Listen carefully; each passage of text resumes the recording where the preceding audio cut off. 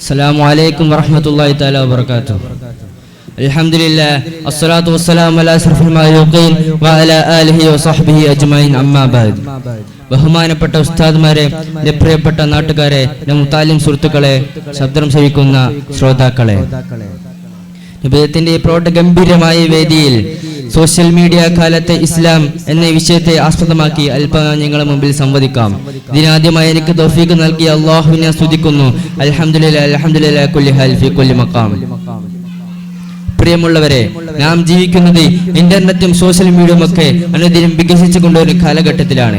ഏറ്റവും സന്തോഷകരമായ ഒരു കാര്യം എന്തെന്ന് വെച്ചാൽ, ഇന്നത്തെ കാലത്തോട് സംവദിക്കാൻ കഴിയുന്ന ധാരാളം മതപണ്ഡിതന്മാരും ഇസ്ലാമിസ്റ്റുകളും വളർന്നു വരുന്നതാണ്. മാറുന്ന കാലത്തിനൊപ്പം പാരമ്പര്യത്തെ മുറുകെ പിടിച്ച് ന്യൂനത വഴികളിലൂടെ നാം നടക്കേണ്ടത്.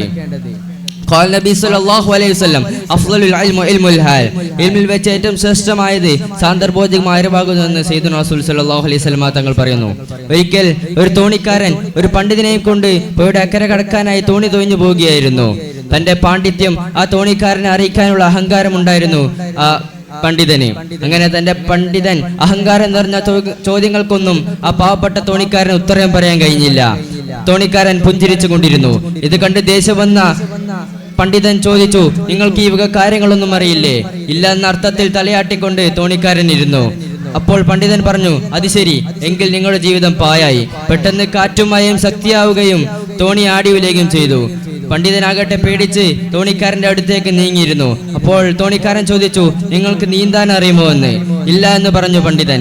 അപ്പോൾ സങ്കടത്തോടെ തോണിക്കാരൻ പറഞ്ഞു, എന്നാൽ നിങ്ങളുടെ ജീവിതം പായായി. പെട്ടെന്ന് കാറ്റുമയും ശക്തിയാവുകയും മഞ്ചി മറിയുകയും ചെയ്തു. പണ്ഡിതനാകട്ടെ മുങ്ങി മരിക്കുകയും തോണിക്കാരനാകട്ടെ നീന്തി രക്ഷപ്പെടുകയും ചെയ്തു.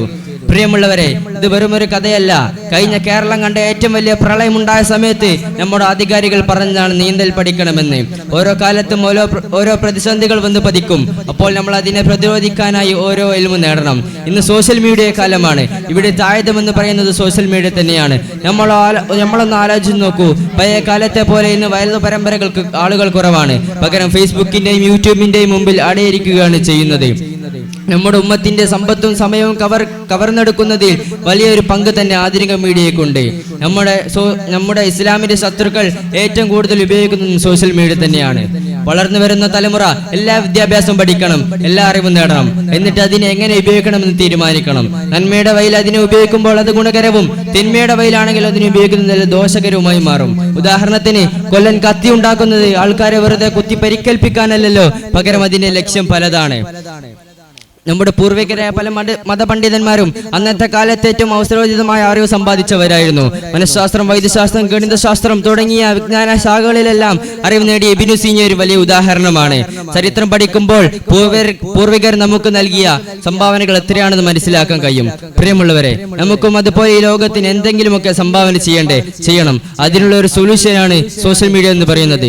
അതിൽ നമ്മളൊരു എഴുത്തിലൂടെ അല്ലെങ്കിൽ നമ്മുടെ ഒരു വീഡിയോയിലൂടെ എത്ര ആളുകൾക്ക് എത്തിച്ചേരാമെന്ന് ചിന്തിക്കാം. അതല്ലെങ്കിൽ നമ്മുടെ ഉമ്മമാരെ സോഷ്യൽ മീഡിയയിലുള്ള വിപത്തുകളിൽ നിന്ന് രക്ഷിക്കാം. അല്ലാഹു നമുക്ക് തൗഫീഖ് നൽകുമാറാകട്ടെ. അല്ലാഹു നമുക്ക് സോഷ്യൽ മീഡിയ നല്ല കാര്യത്തിന് ഉപയോഗിക്കാൻ തൗഫീഖ് നൽകുമാറാകട്ടെ. ഞാൻ അടുത്തുനിന്ന് വാഹദ അൽഹംദുലില്ലാഹി റബ്ബിൽ ആലമീൻ. അസ്സലാമു അലൈക്കും. Next letter.